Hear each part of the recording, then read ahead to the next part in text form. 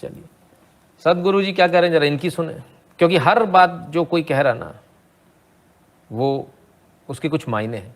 सुनिए पहले, लेकिन पहले comment, neutrality helps the oppressor never the victim, silence encourages the tormentor never the tormented Elie Wiesel. इसमें कोई दो राय नहीं है, इसमें कोई दो राय नहीं है जी, है ना। जो चुप रहते हैं वो उनको प्रोत्साहन ही देते हैं ऐसे लोगों को। I think we tend to exaggerate things quite a bit. Yes, there are a few issues which have come to debate and there is a lot of heat on the television channels. You don't see that anywhere on the street, all right? You walk across Delhi, you walk across any village in the country, there is no such intolerance or such violence or anything. सदगुरु जी कहते हैं सिर्फ TV पर दिख रहा है, ऐसा violence intolerance कहीं है नहीं बाकी जगह। ये नहीं कोई इंटरव्यू दे रहे थे, मैं बड़ा हैरान हूँ, इनका इंटरव्यू आज आया है। मैं बड़ा हैरान हूँ कि अभी कानपुर की हिंसा होके चुकी है। मैं बड़ा हैरान हूँ कि खालिस्तान के नारे लग रहे हैं सड़कों पे।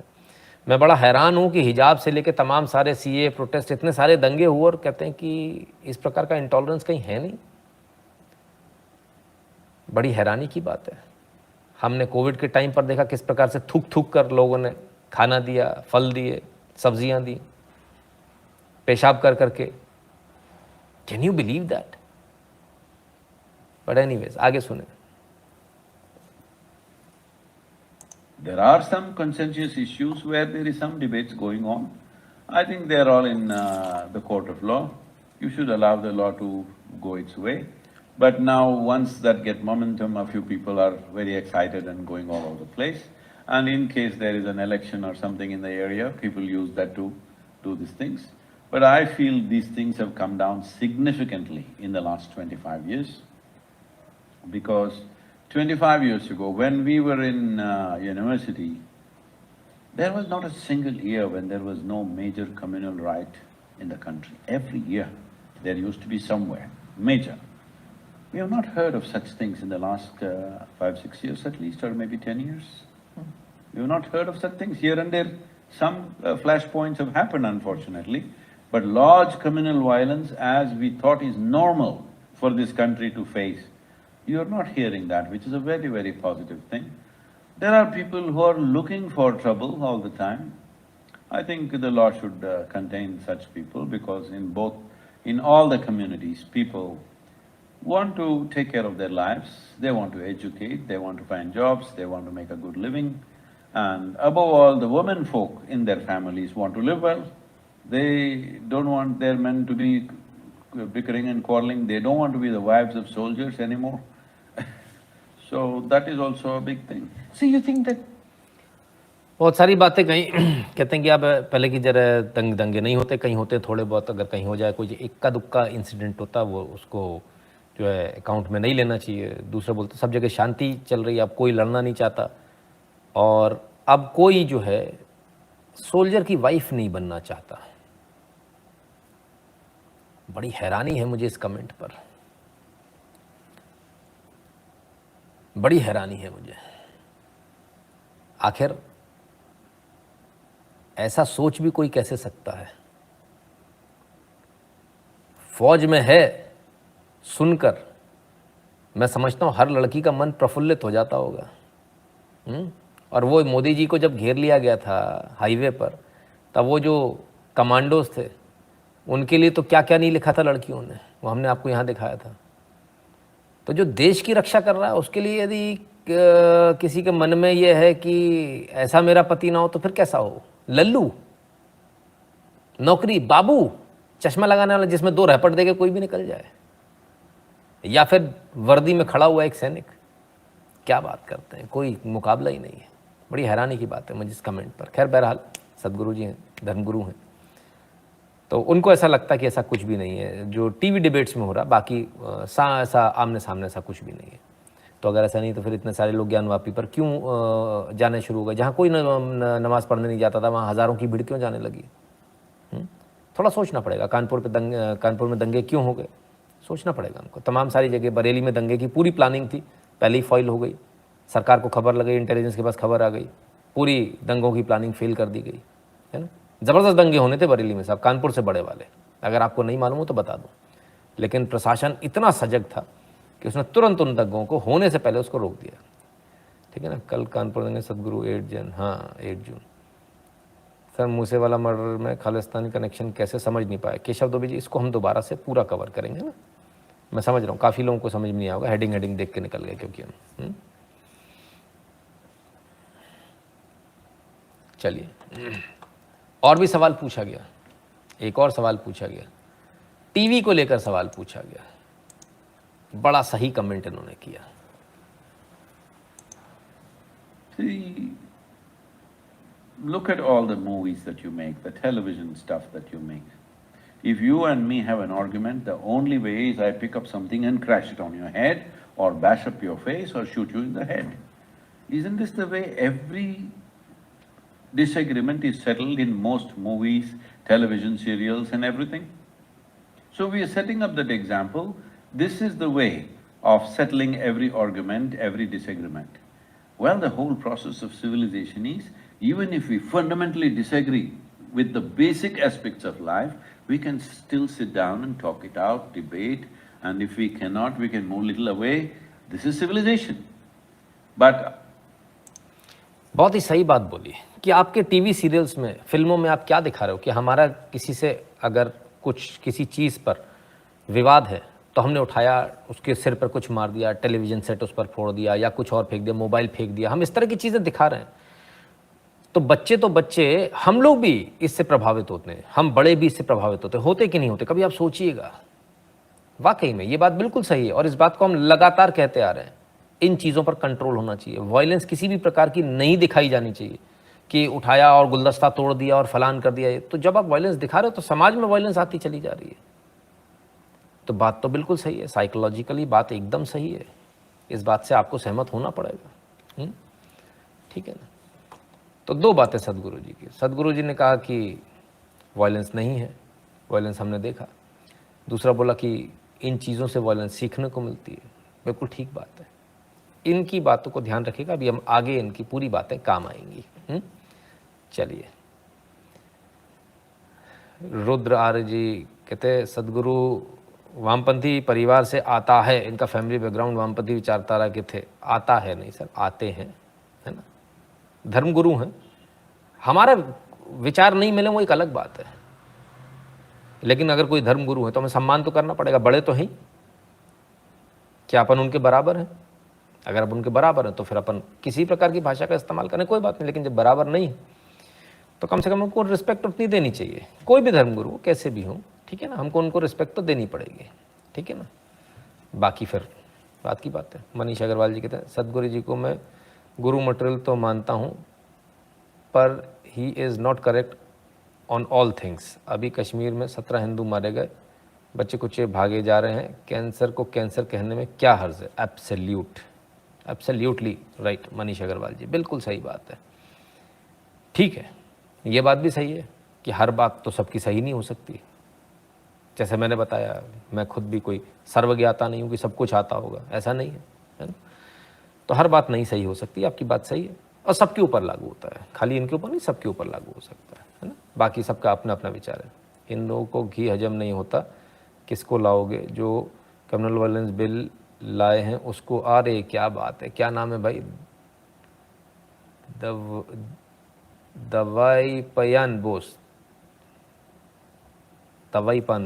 बोस, तो वो कहते हैं कि हजम नहीं होता, जो कम्युनल बिल्स लाए हैं उनको, उसको लाओगे? सदगुरु क्या हिंदू को अब्राहमिक रिलीजन दिखाना चाहते हैं? आई हैव नो आइडिया, मैं उनको इतना सुना नहीं इसलिए मैं नहीं कह पाऊंगा इस बारे में कोई कमेंट, है ना।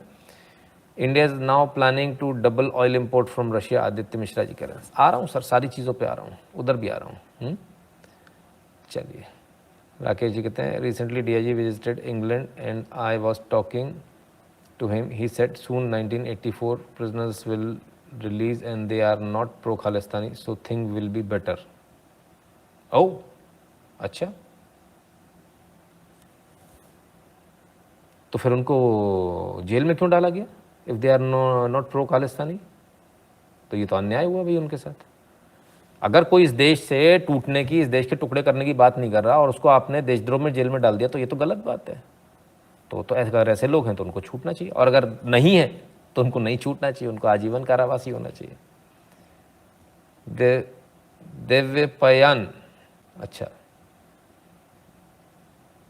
नहीं, द्वेपयन, बड़ा मुश्किल है, थोड़ा अच्छे इजी नाम रख लिया करो मेरे जैसे।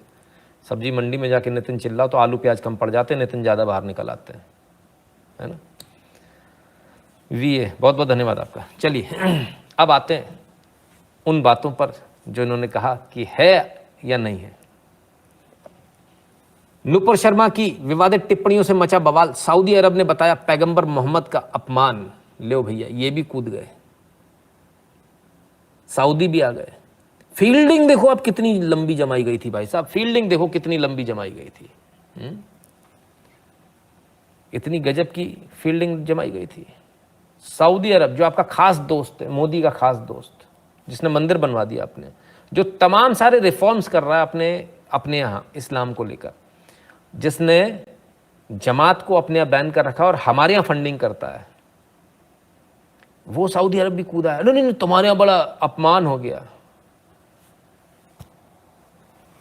क्या अपमान हुआ, हमें अभी तक समझ में नहीं आ रहा। कोई मुझे समझाओ तो सही। मैं ही एक मूर्ख हूं जिसको समझ में नहीं आया। यहां आप लोग भी ऐसे हैं, कितनों को समझ में नहीं आया। नो लिख दो भाई कि हमको समझ में नहीं आया, कौन सा अपमान हुआ। और जिनको आया हो समझ में, वो मुझे समझाओ क्या अपमान हुआ। मैं समझना चाहता हूं, मैं सीरियसली समझना चाहता हूं, जेन्युइनली समझना चाहता हूं, क्योंकि मैं हैरान हूं इन लोगों की बातों से। मैंने उस वीडियो को 20 बार चलाकर देखा, यूजुअली एक के बाद कभी नहीं देखता हूं, और इनके वीडियोस को 20 बार चलाकर देखा।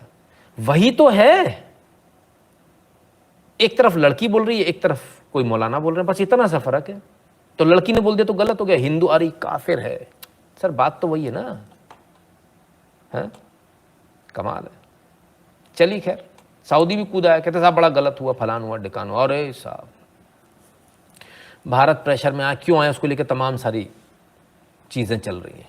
आइए आपको बताते हैं भारत क्यों इनको निकाला, क्यों भारत प्रेशर में आया, प्रेशर में आया या नहीं आया, उस पर भी डिस्कशन करेंगे। ओह आइए साहब, ये क्या चील बिलौए बना दिए रे, केंचुए केंचुए केंचुए।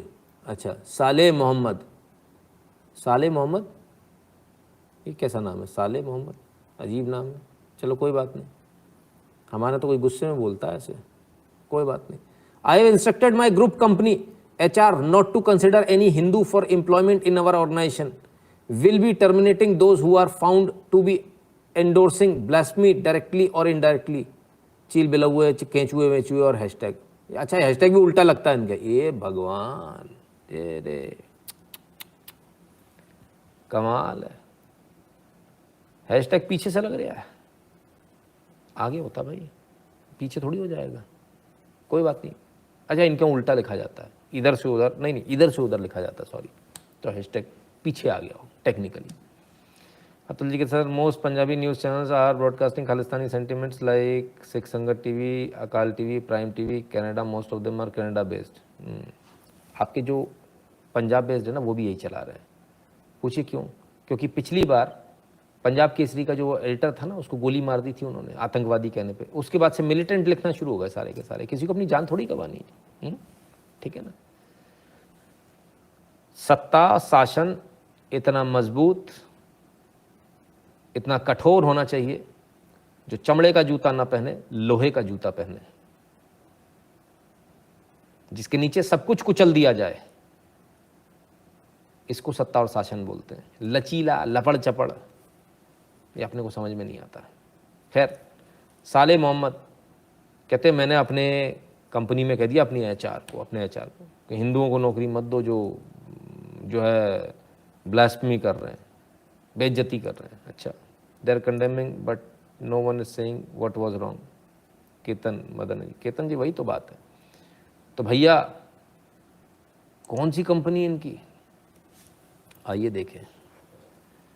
ये Saleh Mohammed, director general HMG group of company UAE। अरे बाबा, इतने बड़े डायरेक्टर जनरल, आओ देखें, ये हैं जुल्फ़िकार, नाम बदल लिया साहब, आईडी बदल ली, हैंडल बदल जाता ना, हैंडल बदल लिया, साले मोहम्मद कर लिया, बोले हिंदुस्तानियों को ज़्यादा समझ में आएगा साले मोहम्मद।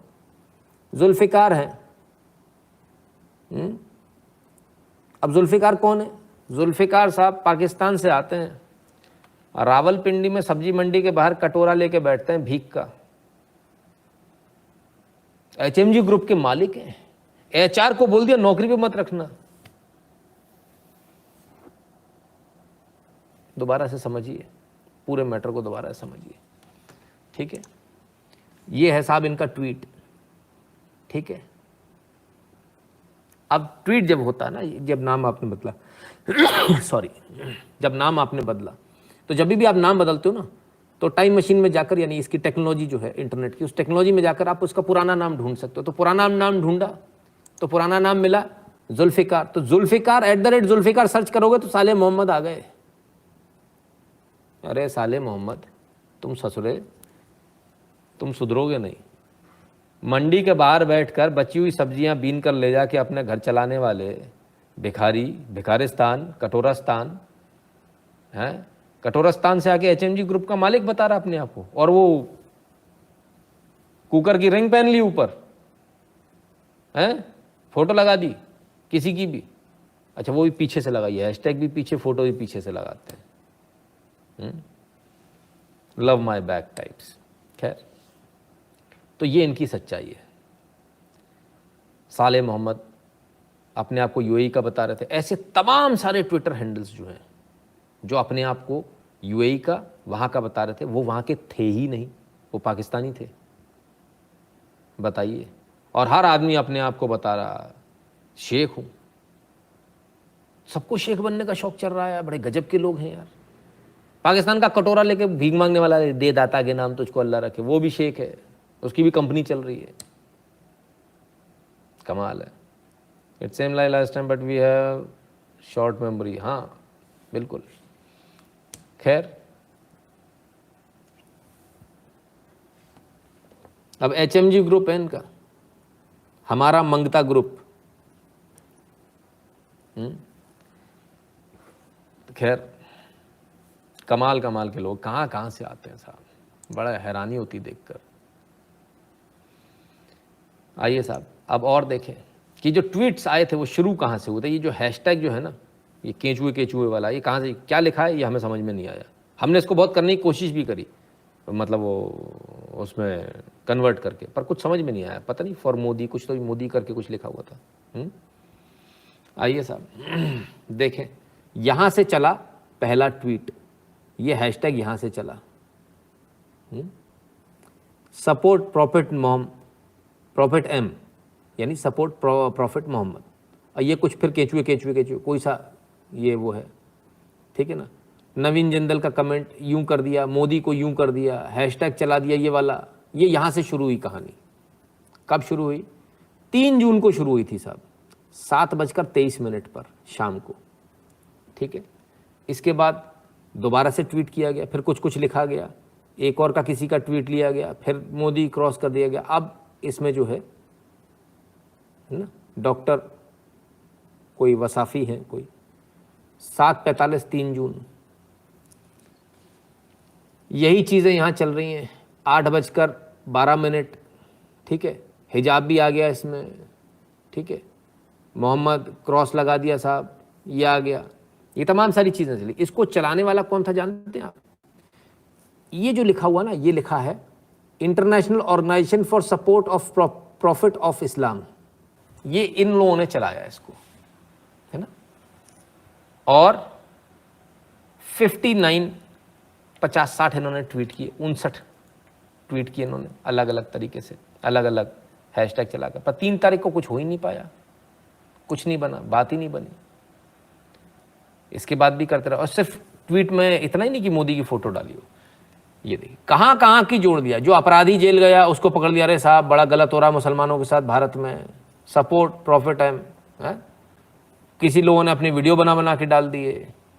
हिजाब आ गया साहब, मोदी हिजाब बैन कर रहा है 4 जून को। 3 जून को तो नहीं उठ पाया हैशटैग, 4 जून को भी नहीं उठा, ठीक है ना। ये 3 जून को था, कुछ पता नहीं क्या लगा दिया, मोदी का खास है, नवीन जिंदल जो है, तमाम सारी ऐसी बातें। तो ये सारी चीज़ें चल रही थी और ये सब कुछ बड़े ही सलीके से, डेट वाइज, टाइम वाइज सब कुछ प्लान्ड था। और इतना अच्छा पीआर शायद आपने कहीं नहीं देखा हो जिसमें आप खुद कंफ्यूज हो जाएं। ये देखिए, 7-7:30 बजे शुरू हुआ था, 8 बजे इसकी लगभग नो एक्टिविटी थी, लगभग नो एक्टिविटी। ये 0 है, ये सीधे 5,000 है। फिर 4 बजे सुबह उठा, 6 बजे और उठा, 8 बजे और उठा, 10 बजे, 12 बजे, 14 बजे, 16 बजे, अगला दिन हो गया ना, 4 तारीख हो गई है ना, ठीक है ना। फिर क्या हुआ, ये देखिए, ये शाम 4 की शाम तक ये हाल था। इसके बाद ये 5 तारीख आई और ये 5 के बाद ये पहुंचा 5 की शाम को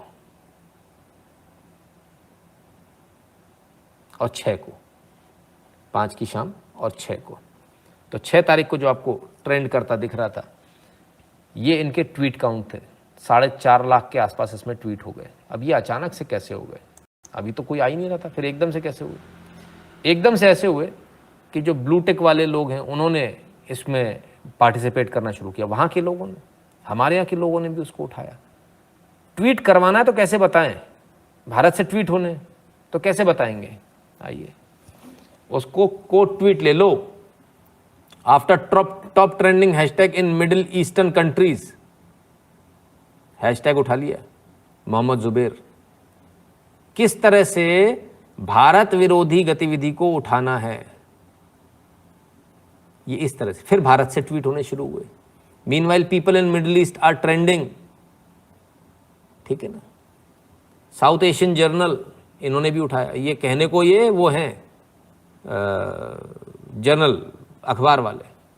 PTI, good to see Arab world standing up against Modi and his fascist party, PTI official. Salman Nizami, ठीक है। तो ये वहाँ के लोग तो कर ही रहे थे, आपके यहाँ के लोग भी इसमें शामिल हुए और बाकायदा बताया गया किस तरह से इसमें शामिल होना है, ठीक है। इसके बाद क्या हुआ, आइए,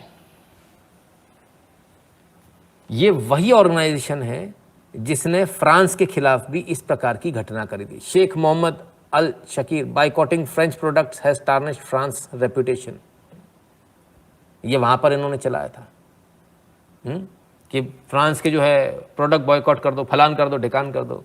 फ्रांस तो अब तक भिखारी हो गया होगा, उसके पास तो कुछ बचा ही नहीं होगा, है ना। हमसे बहुत छोटा देश है फ्रांस, पैसों में बड़ा है, वैसे छोटा है ना, ठीक है ना। तो फिर क्या हुआ, इसी ऑर्गेनाइजेशन ने all 586 a day on boycott French products, ठीक है ना, ये पूरा इन्होंने बॉयकॉट चलाया। French teacher displays offensive drawing, ये पूरा जो जिसे ट्विटर बैंक बोलते हैं ना, ट्विटर बैंक बना कर दिया था इन्होंने। बस बॉयकॉट करना, अपने को कैसे करना है, भड़काना है लोगों को, कैसे भड़काना है। Charlie Hebdo magazine publishes other offensive cartoons, Charlie Hebdo magazine republishes offensive photos of messenger of God, फलान ढिकान, दुनिया भर की चीज़ है ना।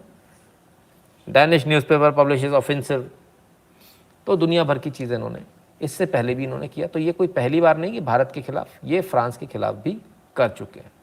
इसको चलाने वाले कौन है, इनको चलाने वाले रेडिकल लोग हैं, वही रेडिकल लोग है ना, जो रेडिकल इस्लामिस्ट है वही इसको चलाने वाले लोग हैं। इस ऑर्गेनाइजेशन का जो सीधी फंडिंग है वो ISI से होती है, पाकिस्तान से होती है। पाकिस्तान की गोद में बैठने वाले लोग हैं। और अफगानिस्तान को भी इन्होंने अपनी जीत बताया था। वो जो मौलाना साहब थे, शगीर साहब ने, mujahideen in Palestine and the victory of the Taliban fighters in Afghanistan are just the beginning, पूरी दुनिया पर कब्जा करेंगे इसी प्रकार से जैसा अफगानिस्तान में किया। ये इनका वो है। तो साहब तुर्की से आते हैं, तो ये सब जो है ना मिला जुला एक पूरा कोलैबोरेटेड प्रोग्राम था, प्रोपेगेंडा था, जो बहुत सलीके से चलाया गया। एक बात ठान लेना चाहिए, जो लोग कानपुर दंगों का या कोई भी दंगों में पकड़े जाएं उनको ऐसा सबक सिखाओ, ऐसा सारी दुनिया में मिसाल बन जाए। अच्छा जी, ठीक है। हर्ष भदौरिया कहते हैं ये ड्यूटी मौलाना मोदी की थी, वो गल्फ से पूछे कि जो मुझे यहाँ हिंदू गॉड्स का अपमान करते हैं उनका क्या करें। अब दुनिया में तेल के बहुत ऑप्शन है, गल्फ डिपेंडेंस की भी कोई मजबूरी नहीं है। ठीक बात है। चलिए अब क्या हुआ, जब ये सारी ट्रेंडिंग चल रही थी तब पाकिस्तान स्ट्रेटेजिक फोरम ये भी कूद गया, पाकिस्तान भी कूद गया। Boycott India campaign in Arab world is in full swing after BJP leaders Nupur Sharma, Naveen Jindal uttered insulting remarks against Prophet Muhammad. Superstores in Saudi, Kuwait, Bahrain, Qatar have removed Indian products. ये सब कुछ झूठ था, ऐसा कुछ नहीं हुआ। रियलिटी में ऐसा वहाँ कुछ नहीं हुआ। ठीक है, यहाँ पर भी इस तरह की बातें कही गई, बोली गई, लेकिन ऐसा कुछ नहीं हुआ था। क्या हुआ था वो भी हम आपको बताते हैं। राजेश जी कहते हैं can they afford French product like Rafale. भूल जाइए सर, राफेल में पंचर थोड़ी लगता है। भारत इस्लाम देश बनने के लिए अनुकूल हो गया है, मोहित जी कहते हैं। फिर आप सोच लो आपको कहाँ जाना है। खैर, तो इसके पीछे पाकिस्तान था नहीं था, उसको देखें जरा एक बार। But France gave them befitting reply. हाँ बिल्कुल देना चाहिए था, ये उस पर भी आएंगे। नमस्कार, मास्टर स्ट्रोक में आप सभी का बहुत बहुत स्वागत है। मेरा नाम रोबिता लियाकत है। आज हम मास्टर स्ट्रोक में पाकिस्तान के भारत विरोधी एजेंडे और प्रोपेगेंडा की बात करेंगे। बीजेपी के दो प्रवक्ताओं पर आरोप है कि उन्होंने पैगंबर मोहम्मद की शान में गुस्ताखी की। ये कुछ दिन पहले का आरोप है। हंगामा होने के बाद बीजेपी ने अपने दोनों प्रवक्ताओं पर कार्रवाई की भी। नुपुर शर्मा को निलंबित कर दिया, नवीन जिंदल को पार्टी से निकाल दिया। ये पूरी तरह से भारत का अंदरूनी मसला है। ये भी कहा गया कि खाड़ी देशों से भारत पर कार्रवाई का दबाव डाला गया। इसके बाद बीजेपी ने दोनों के खिलाफ एक्शन लिया।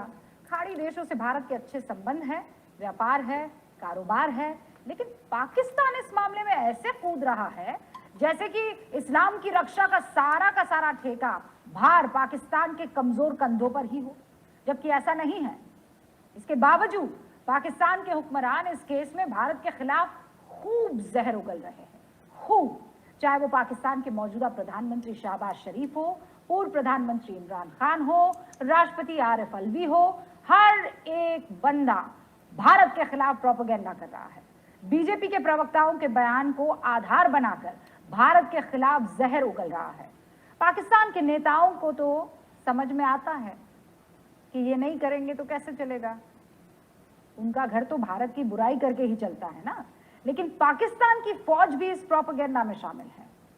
पाकिस्तान की फौज के प्रवक्ता DGISPR ट्वीट कर रहे हैं, पाकिस्तान फौज भारतीय अधिकारियों की ईश निंदनीय टिप्पणियों की कार्रवाई कड़ी उसकी निंदा करती है। यह अपमानजनक टिप्पणी बताती है कि भारत में मुसलमानों के खिलाफ किस हद तक नफरत है। कहा जाता है कि सेना हमेशा धर्म से ऊपर होती है। भारत में तो होती है, लेकिन पाकिस्तान में नहीं। पाकिस्तान की सेना हिंदू मुसलमान का जहर घोल रही है। पूरी रिपोर्ट आज मास्टर स्ट्रोक की कवर।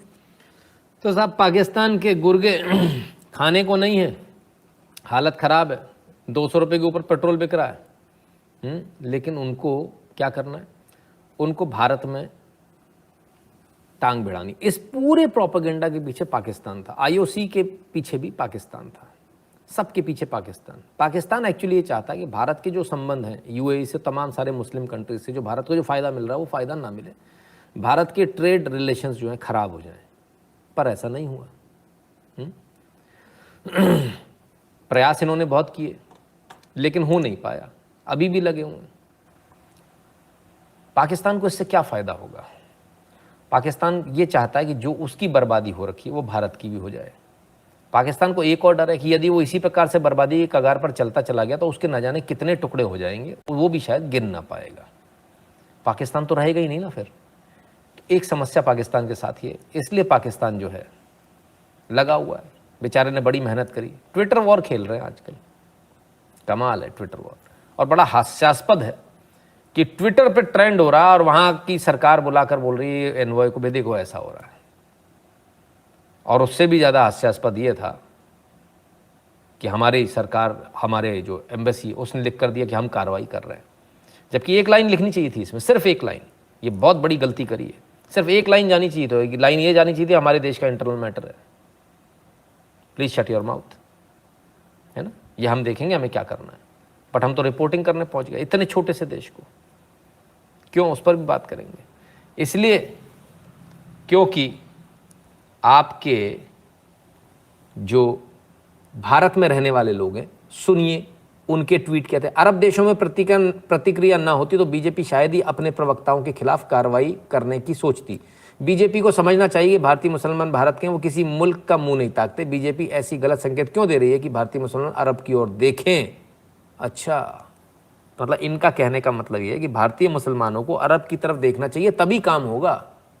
अच्छा, अभी एक नई परिपाटी बन गई मतलब इस देश के अंदर कि भारत का मुसलमान जो है वो अरब में जाके वहाँ रोएगा तो उसकी आवाज़ फिर यहाँ आएगी, वो अरब वाले बोलेंगे तो भारत दबेगा, तब भारत ऐसा काम करेगा। इससे तो ऐसी कुछ परिपाटी बनी है, ये गलत हुआ है, होना नहीं चाहिए था। क्यों हुआ? पाकिस्तान पेट्रोल 230, पाकि रुपए 213 is equal to $1। Modi ji कहते चीन इस्लाम को दवा पता है क्योंकि चीनी एक है। ठीक है ना, हमारे यहाँ ऐसा नहीं है। तो हमारे यहाँ ही लोग ऐसे बैठे हुए हैं जो इस प्रकार की बातें कर रहे हैं, और इन्हीं लोगों की वजह से नुकसान होता है। यही वो लोग हैं जो दौड़ दौड़ कर जाते हैं, ये अरब को अपना अब्बू मानते हैं, वो कहते कुत्ते हो गधे हो तुम, इस प्रकार के उनके जो मौलाना है उन्होंने वहाँ से तकरीर दी थी। पर यहाँ वाले जाते हैं, उनको लगता नहीं हमारे बाप तो यही हैं, तो भाई जाओ और प्रयास करना। लेकिन ये परिपाटी एक गलत हो गई, ये जवाब देना एक गलत हो गया।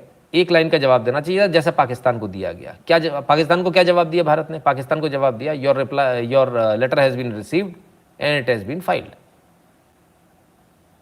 बस यही जवाब आपको वहाँ पे भी देना था, your letter has been received and it has been filed. बात खत्म हो गई। आपका चिट्ठी मिली है, हमने उसको रख लिया अपने पास, आपको आवश्यकता ही नहीं थी उसको रिपोर्टिंग करने जाने की। नहीं, हम तो रिपोर्टिंग करेंगे आपको, नहीं साहब हम आप, अरे क्या, कौन हो तुम? मेरे देश का इंटरनल मैटर है, वहां क्या कहा गया उससे हम देखेंगे, आप कोई नहीं होते हो। बुर्का उतार कर फ्रांस में बुर्का उतार कर पिछाड़ी पर बैंत मारे, वीडियोस पड़े हुए हैं साहब पूरी दुनिया में, और खूब वायरल हुए। क्या उखाड़ लिया फ्रांस का? कोई कुछ नहीं उखाड़ पाया। इतना कमजोर देखने की आवश्यकता नहीं है। तो फिर ये प्रॉब्लम आई कहां से? ये प्रॉब्लम वहां से आई जहां से संभवतः उपराष्ट्रपति जी मौजूद हैं कतर में, और सुनने में ऐसा आया है कि शायद उनके ऊपर बहुत प्रेशर बनाया गया। सुनने में ये भी आया कि उनकी कुछ शान में गुस्ताखी भी की गई। सुनने में ऐसा भी आ रहा है कि शायद कोई डिनर था जिसे कैंसिल कर दिया गया, इस प्रकार की भी घटना हुई। तो शायद वो ज़्यादा एकदम से पैनिक कर गए, और शायद इस पैनिक बटन में शायद ये सारी घटनाएं हुई कि भाई तत्काल इसको किया जाए, और इस प्रकार से भारत की तरफ से जवाब गया। शायद ऐसा लगता है, इसकी कंफर्मेशन नहीं है, ये सुनने में आ रही है, हमारे सूत्रों से जो खबर आ रही है वो है। कोई ऐसी हार्ड एंड फास्ट सरकार की तरफ से कोई जवाब इस प्रकार का नहीं आया है। ठीक है ना? तो ये तमाम सारी चीज़ें सुनने में आ रही है। तो अगर ऐसा था भी तो आप वहाँ से अपनी विजिट को कट शॉर्ट करके आ सकते थे, कोई आवश्यकता नहीं। और जब आप जाते हो भारत के काम करने के लिए, तो अब मैंने आपसे बताया, देश और धर्म का जब काम होता है तो अपनी ईगो को एक तरफ रख के जाना चाहिए कि हमारे साथ क्या हो रहा है क्या नहीं हो रहा है, हमको प्रॉपर रिस्पॉन्स दे रहे हैं नहीं दे रहे हैं, मत दें, कोई बात नहीं, हम अपना काम करके आएंगे। पर शायद यहाँ पर ऐसा नहीं हो पाया। बहरहाल पूर्व कश्यप जी कहते सर जी एक बात तो है, पाकिस्तान भिखारी देश होकर भी उन्हें फंडिंग करता है जो भारत में हलचल मचा सकते हैं, और यहाँ हिंदू कमा कर धर्म के लिए कुछ मैंगो तो 10 बट्टे सुनना देते हैं, अलग ही है हम। जी बिल्कुल, तुहिन रॉय जी, दादा ग्रेट करें, धन्यवाद भैया। ठीक है, क्लियर है। तो ये घटना जो है बहुत सारी चीज़ों को लेकर है, इसमें गैस की प्राइस भी है, इसमें उनका वहाँ जाना भी है, इसमें तमाम सारे बायलैटरल रिलेशन भी हैं। लेकिन इसके बावजूद ये जो लेटर है, ये लेटर सही नहीं है, ये लेटर गलत है। ये तो गलती हुई है, और बहुत बड़ी गलती हुई है, थोड़ी बहुत नहीं, बहुत बड़ी गलती हुई है। ये लेटर इशू ही नहीं करना चाहिए था। एक लाइन लिखनी थी, ये हमारे देश का इंटरनल मैटर है, दैट्स इट, ये पकड़ो, your letter has been received, खत्म। आपको जवाब देने की जरूरत नहीं थी। खैर, अब बात आती है कि उन्होंने क्या गलत कहा। 6 साल 9 साल, इस पे बड़ा बवाल है। इनको तो जानते ही होंगे, ये बहुत बड़े आलिम हैं, बहुत बड़े आलिम, इतने बड़े कि इन्हें लगा भारत में रहना उचित नहीं है, इसलिए भारत छोड़ के भाग गए। भगोड़ा है ये भारत का। सुनिए, पर आलिम तो है, पढ़ा लिखा है, क्या कह रहे हैं। If any sister has any question, they're most welcome to ask. Assalamu alaikum. Walaikum assalam wa rahmatullahi wa barakatuh. A few days before, there was an article on 10th of May in Hindustan Times with regards to Hazrat Aisha was 19, not 9. Can you just throw some light on that? Sister asked a question that there was an article that came in Times of India, Hazrat Aisha, may Allah be pleased with her. Her age was 19 and not 9 when she got married. Can I throw some light on that?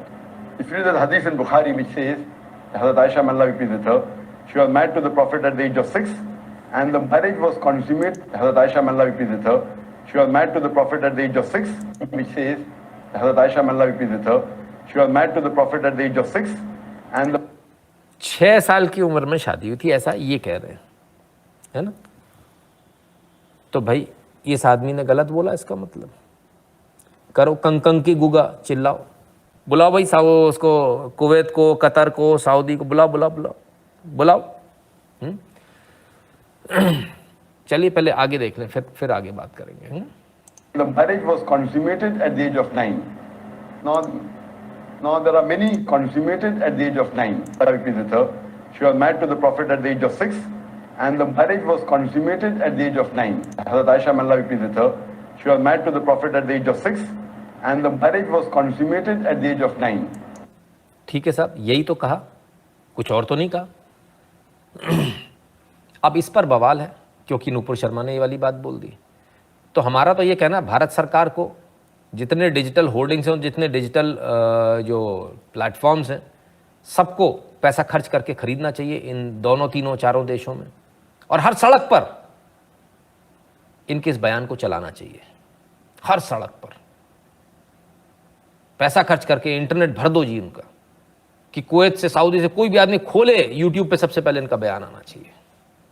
हाँ बताओ उसमें गलत क्या है? तुम्हारे मौलाना बोल रहे, हम थोड़ी बोल रहे। अगर ये गलत बोल रहा, करो कंकंग की गुगा, कौन मना कर रहा है? अजीब बात है। थैंक्स फॉर रेजिंग दिस, कहते हैं राकेश शर्मा जी। नहीं राकेश जी, सीधी सीधी बात है, बड़ी कमाल की बात है। मैंने आपसे बोला ना, मुझे अभी तक समझ में ही नहीं आया कि आखिर मैटर गलत कहाँ है। कोई मुझे समझाए तो सही, तो हम भी उसका एनालिसिस करें, भाई ये इसने ये गलत किया है। जितने मैंने इनके मौलाना के उठाकर देखे, सब में अब क्या ये सही है या गलत है? 19 सही है या 9 सही है? सुनिए। Now there are many so-called modern scholars who feel that it's not possible, that is the reason they try and justify, and they say that actually the statement is 19 because in Arabic we add an ashra. So this is ashra, the 10 is missing. We said 10, 9 for 19. So the 10 is missing, therefore it sounds to be 9, actually it should be 19. This is the assumption. But what we believe, that after the Quran, alhamdulillah, is the saying of the Prophet Muhammad sallallahu alaihi wasallam, and we have to check whether the hadith is sahih or not. And we realize that this hadith of Sahih Bukhari, and alhamdulillah, it's authentic hadith. तो साहब वो कह रहे हैं authentic हदीत है, पढ़े लिखे, हमें नहीं मालूम, हम नहीं पढ़े लिखे, हमने ये इसका कोई कोर्स नहीं किया, ना हमने कुरान पढ़ी है, ना पढ़ने की आवश्यकता है, ना कभी पढ़ेंगे। तो ये बता रहे हैं, हमने थोड़ी बताया, और पूरी ईमानदारी के साथ बता रहे हैं। तो अब इसमें दिक्कत कहाँ है?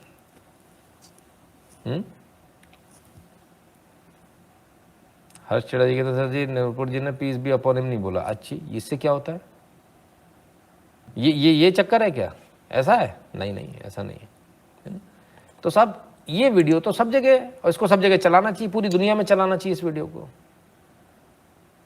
पता चले कहाँ गलती है, मालूम तो चले हमको। खैर चलिए, अब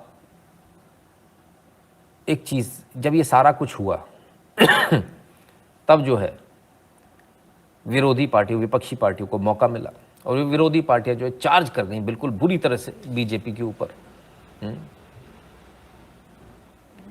you are wrong, I will request you and all Hindus to read Quran. अच्छा जी, तो सर आप बता दो इन्होंने गलत बोला, मैं थोड़ी, why you telling me that I am wrong? I am not wrong, I am just a anchor, I am a news analyst, I am analysing the news. मेरे लिए तो ये न्यूज़ है जो इन्होंने बोला, मैं थोड़ी गलत हूँ सर। फिर आप ये कह रहे हैं जाकिर नाइक गलत है, तो फिर जाकिर नाइक से आपको बहस करनी चाहिए। आप जाकर उनको बोलिए, उनके चैनल पर बोलिए कि भाई आप ये गलत पढ़ा रहे हो, आपके वीडियो ऐसे से वायरल हो रहे हैं, हम ये वीडियो डाल देंगे टेलीग्राम पे, आप वहाँ से उठा लीजिएगा। या आप बोलिए हम आपको व्हाट्सएप कर देते हैं, है ना, ये इंटरनेट पर डाल दीजिए, ये वीडियो आपको मिल जाएगा। तो ये वीडियो सही है या गलत, ये तो आप और वो आपस में डिसाइड करें। फिर उनका एक और वीडियो बनवा दीजिएगा कि साहब वो जो पहले बोला था वो गलत था, अभी नया सही है, हम उसको भी चलाएंगे, ऐसा नहीं चलाएंगे। ये गलत काम नहीं करते हम कभी कि नहीं चलाएं, बिल्कुल चलाएंगे, 100% चलाएंगे। लेकिन पहले बताइए तो सही कहाँ गलत है। एक नहीं, वो पाकिस्तानी मौलाना, फलान ढिकान, दुनिया जहान के मौलानाओं की हमने यहाँ पर चलाई वीडियो, सब यही बात बोल रहे हैं। और जब आदमी यही सुनेगा तो यही बोलेगा, कुछ अलग तो नहीं बोलेगा। हमसे भी कोई पूछेगा तो हमको भी यही बोलना पड़ेगा, भैया जाकिर नाइक जी ने तो ऐसा बताया, फलाने पाकिस्तान के मौलाना साहब थे, उन्होंने ऐसा बताया, उनकी भी चलाई थी वीडियो, है ना। तो भाई ये चीज़ जो है ना हमें अभी तक समझ में नहीं आई, इसलिए मेरा कहना है, और शायद वो बाहर वालों को भी समझ में नहीं, वो कहते ब्लास्फेमी हो गई, फलान हो गया, बेइज्जती कर रहे हैं आपके देश में। इस देश में किसी भगवान की बेइज्जती नहीं की जाती, और हिंदू किसी भगवान की बेइज्जती नहीं कर सकता, किसी की भी नहीं, एकदम क्लियर है। लेकिन अगर आपने ऐसा कहा है, आपके में ऐसा लिखा है, तो वही तो पढ़ाया जाएगा कि कुछ और बता दिया जाएगा। असल ब्लास्फेमी तो तब होगी जब जो लिखा है वो नहीं बता के दूसरी चीज बता रहे हो, वो कुफ्र होगा। जो लिखा है वही बताना कहां से कुफ्र होगा सर। खैर कोई बात नहीं। अब इसके बाद में जो कांग्रेस को मौका मिला, कांग्रेस ने हमलावर हो गई। कांग्रेस ने कहा कि गलती करे बीजेपी, माफी मांगे देश। बात तो सही है, गलती अगर बीजेपी के प्रवक्ता ने करी तो देश क्यों माफी मांगेगा। तो पहली बात, देश ने माफी नहीं मांगी है। उन्होंने पब्लिक अपॉलॉजी डिमांड करी थी, कतर ने नहीं मांगी है ना। हमने अपना एक्सप्लेनेशन दिया है। एक्सप्लेनेशन देने में और माफ़ी मांगने में ज़मीन आसमान का फ़र्क है। हालांकि एक्सप्लेनेशन को भी हम किसी भी एंगल से सही नहीं मानते, किसी भी एंगल से नहीं। मैं खुद एक्सप्लेनेशन देने में विश्वास नहीं रखता, मैंने कईयों बार आपको बोला होगा, I never ever give explanations, कभी नहीं, कभी एक्सप्लेनेशन नहीं देता जिसको जो समझना था। 20 बार मुझे ट्रोल किया गया, हज़ारों आईडी से ट्रोल किया गया। मेरे जो समर्थक थे मेरे को फ़ोन कर करके बोलते थे, सर वो ऐसा है, आप कम से कम एक वीडियो बनाओ, बोलो ऐसा नहीं, ऐसा है नहीं। जो मुझ पर विश्वास करता है उससे मुझे बोलने की ज़रूरत नहीं, और जिसे मुझ पर विश्वास नहीं है उसके लिए मैं एक्सप्लेनेशन दूं क्यों। एकदम क्लियर है, मेरा स्टैंड एकदम क्लियर होता है। मैं कभी नहीं बोलता, मैं भौंकते हुए कुत्ते के पीछे कभी नहीं भागता मैं, है ना। Can we put on Twitter and start hashtag, Rajesh ji कहते हैं। आप तो सर बाहर बैठे हो, मेरा कंकंग की गुगा हो जाएगा। आपको देता हूँ, आप चलाइएगा वहाँ से, है ना। खैर कर सकते हैं, इस पर भी विचार करेंगे, ठीक है। तो सवाल ये है कि कांग्रेस हमलावर हो गई। कांग्रेस का एक और आरोप है, और वही है क्या ज्ञानवापी पे दबाव बनाने के लिए मुद्दा और उछाला जा रहा है। सर आपके देश में अस्थिरता पैदा करने के लिए मुद्दा उछाला जा रहा है।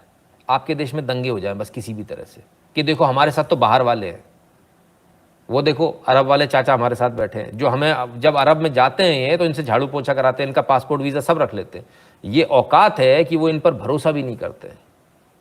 कहीं भी चले जाए, कुवैत, कतर, कहाँ, सब जगह यही होता है, पासपोर्ट वीज़ा सब रखा लेते, बोले इधर रख जा, जमा कर जा, अब कल से झाड़ू पोछा लगाने आना। फिर वो संटियों से मारते हैं, वो हंटर से मारते हैं। देखे कितने सारे वीडियो पड़े हैं, यूट्यूब पे जाके देख लेना। पर वो इनको समझा रहे कि नहीं हम तुम्हारे लिए बहुत अच्छे हैं। तो एक काम करो, सबको ले जाओ नौकरी पे। किन्हीं सज्जन ने लिखा था 6.5 लाख नौकरी है वहाँ पे। तो क्या करें। मेरे पास भी फ़ोन आया था किसी का, कल के लाइव में बोलना भूल गया, अधूरी रह गई थी बात, कि साहब आप ऐसी ऐसी बात कर रहे हो, वहाँ पे इतने सारे लोग हैं, हमारी भी नौकरी, मुझे वहाँ जाके वापस नौकरी करनी। में कहा देश से ऊपर है तुम्हारी नौकरी, क्या देश बेच दें आपकी नौकरी के लिए। बस 2 शब्द बोले, बोले सर मैं समझ गया, देश से ऊपर थोड़ी कुछ है, होगा कुछ भी, किसी का क्या मैटर है क्या नहीं, हमें उससे कोई मतलब नहीं, लेकिन देश से ऊपर थोड़ी हो जाएगा। ये अच्छा, you are right on quote on हिंदुओं को कुरान नहीं पढ़नी चाहिए, ये नहीं, मैं तो ये नहीं कह रहा सर, मैं कह रहा हूँ मैंने नहीं पढ़ी है ना। तो जिनको पढ़नी वो पढ़े, आवश्यक है सारे धर्म पढ़ने। हम तो ये कहते हैं कि क्लास में सारे धर्म पढ़ाए जाने चाहिए, धर्म का एक सब्जेक्ट अलग कर दो, आप सारे धर्म पढ़ाओ, कोई मना नहीं कर रहा आपसे, सब पढ़ाओ, जिसमें जैसा लिखा पढ़ाओ। मनोज कुमार जनपुर को लगाती दर जाके और मुस्लिम को, खैर तो खैर तो तमाम सारी बातें हुई, उन्होंने कहा कि भाई आपने देश को झुका दिया। फिर एक और बात इसमें निकल कर आई और बड़ी गजब की बात निकल कर आई, कहते हैं कि हमारे सालों के संबंध आपने खराब कर दिए, आपके व्यक्ति के एक स्टेटमेंट ने। अब मैं आपसे एक सवाल पूछता हूँ, जेन्युइन सा सवाल है, मेरे मन में आया इसलिए मैं आपसे पूछ लूँ।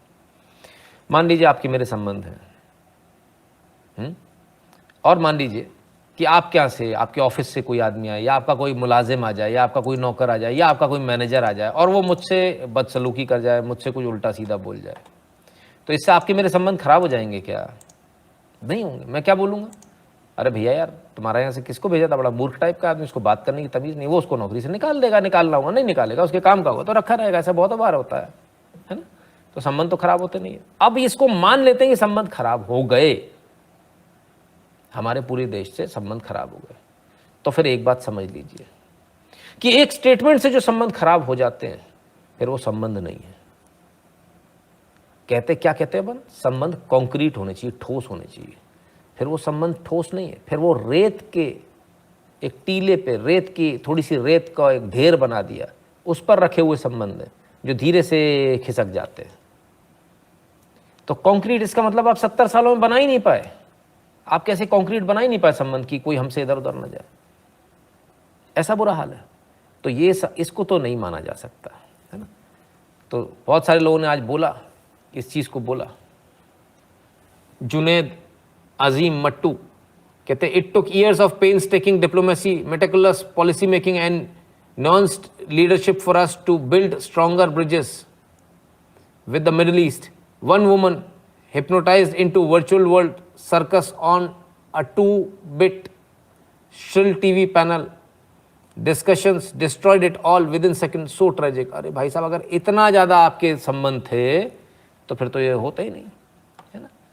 तो एक बात तो ज़रा समझ लें कि भाई आपकी जानकारी गलत है, और आपका जो दिल धड़क रहा है ना अरब के लिए, वो तो मैं कुत्ते की तरह भी नहीं पूछता है जुनेद साहब।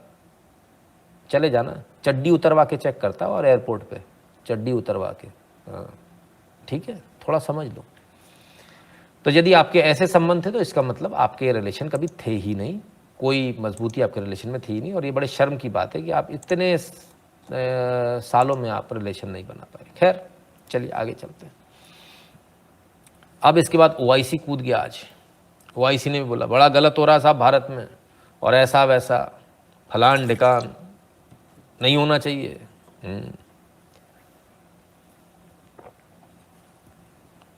अब ओआईसी का क्या लेना देना है? ओआईसी का स्टेटमेंट आ गया। ओआईसी को पाकिस्तान लगातार अपने प्लेटफॉर्म की तरह यूज कर रहा है,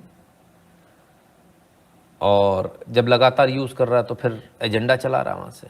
फिर क्या हुआ? जब एक देश के आगे भारत झुक गया तो ओआईसी के आगे तो भारत को बिल्कुल नतमस्तक हो गया होगा, क्या मालूम। देखें, न्यूज पढ़ें। गैर जरूरी और छोटी सोच, नुपुर शर्मा की विवादित टिप्पणी पर ओआईसी के बयान को भारत ने किया खारिज। भारत ने खारिज कर दिया। और क्या बताया ओआईसी के कमेंट्स को?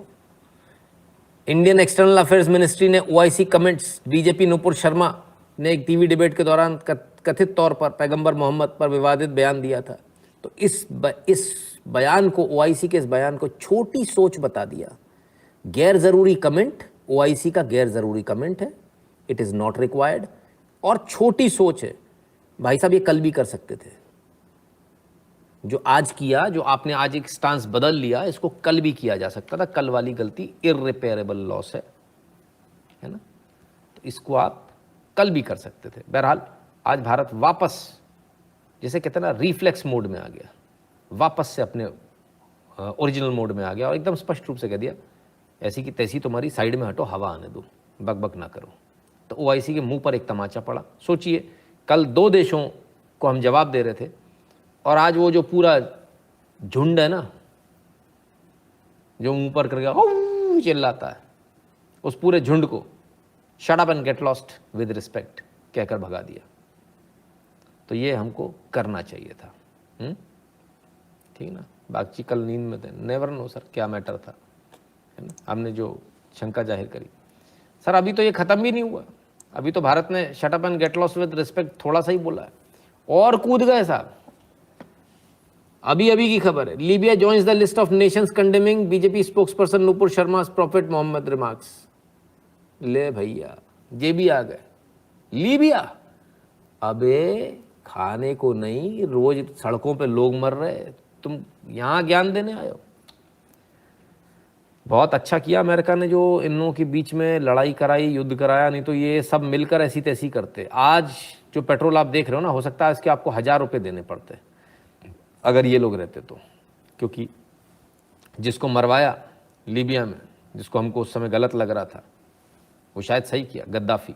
वो इनका सबसे बड़ा नेता बन गया था, वो ऑयल का नेता बन गया था, बिजनेस का। जैसे ये इस्लाम का बन रहा ना, इमरान खान उतर गया ना कुर्सी से, बहुत बड़ा नेता बना घूम रहा था, कुर्सी से उतर गया, औकात समझ में आ गई, ठीक है ना। ऐसा वो बहुत बड़ा नेता बन रहा था, हम कीमत तय करेंगे तेल की, अमेरिका के होते हुए अमेरिका ने उसी के लोगों से उसको मरवा दिया और बहुत सही किया, ठीक है ना। तो खैर ये तो अभी और चलेगा, लेकिन क्या ये सब कुछ प्लान्ड था? अगर मैं कहूँ हाँ तो, और अगर मैं कहूँ इसमें देश भी शामिल थे तो, और अगर मैं कहूँ इसकी पूरी प्लानिंग डेट वाइज कर गई थी तो आप इसको मानोगे? 3 तारीख को मैं आपको लेकर चलता हूं, यानी 2 की रात को। 3 तारीख से हैशटैग शुरू हुआ और 2 तारीख को अमेरिका से एक बयान आता है। उस बयान को आप जरूर सुनिए, देखिए और अपनी आंखें खोलिए कि जो आप सोचते हो ना एक हैशटैग चलाने से कुछ हो जाएगा फलाना, आप क्यों फेल होते हो? क्योंकि आपकी कोई प्लानिंग नहीं होती फुल प्रूफ। यहाँ इतनी ज़बरदस्त प्लानिंग होती, इतना बड़ा मूवमेंट चलाया जाता है जो आप सोच भी नहीं सकते। Nupur Sharma is wrong because she spoke on her own. Instead, she should have quoted the verses and chapter. Then nobody would have in this world could challenge her. ये बात आपकी बिल्कुल जायज़ है और यही बात मैं हमेशा बोलता हूँ। बिल्कुल ठीक, नाम लिख दिया करो कम से कम। चलो तो अमेरिका ने क्या किया? Attacks on religious minorities in India occurred through out 2021 US report. ये रिपोर्ट इनकी ठीक 1-2 दिन पहले टेबल की गई, ठीक है। हमारा इससे कोई मतलब नहीं है, लेकिन इसको दूसरे की लुगाई के बारे में कमेंट करना है। अभी इससे पूछो तेरे को मालूम है तेरी लुगाई घर पे क्या कर रही है? नहीं मालूम। वो किसी और के साथ घूम रही है, मालूम नहीं। ऐसी बात करते हैं साहब। मैं तो इनकी किस्मत बहुत अच्छी, मेरे जैसा आदमी इंटरनेशनल प्लेटफॉर्म पर नहीं है। इनको पैंट में पेशाब करा के भगाता मैं कि तेरे को ये मालूम है तेरी लुगाई क्या कर रही है, दूसरे देश के बारे में बता रहा है। हमारे देश के अंदर क्या हो रहा बोलने वाला तू कौन कुत्ते? ये कौन होता है बोलने वाला? खैर तो अमेरिका ने शुरू किया। अब अमेरिका ने ऐसा शुरू क्यों किया? प्रेशर बनाओ इंडिया पर, इंडिया पर प्रेशर बनाओ, बाकी देशों से हिंदुस्तान के संबंध खराब करवाओ, तो उसको तेल नहीं मिलेगा। तेल नहीं मिलेगा तो कितना लेकर आएगा, कहाँ से लाएगा? रशिया से हम सैंक्शन लगा देंगे। बाबू तुम्हें पता ही नहीं है कि क्या खेल हो गया। पहले कितना लेते थे, अब कितना ले रहे, तुमको कुछ खबर ही नहीं है। और अभी और बताएंगे, हम पूरा बताएंगे, ठीक है ना। रोज इनके घर में लोग गन वायलेंस से मर रहे हैं अमेरिका में, रोज। इन हरामखोरों को तनख्वाह मिल रही है, इन्हें अपने देश की चिंता नहीं, अपने देश के नागरिकों की जान नहीं बचा रहे हैं। मैं सारे यूएस में बैठे लोगों से इस बात को कह रहा हूं, आप इस बात को वहां के अंग्रेजों से कहिए, गोरों से कहिए कि ये हरामखोर तनख्वाह ले रहे हैं आपके टैक्स के पैसे से और ये हरामखोरी कर रहे हैं दूसरे देशों में।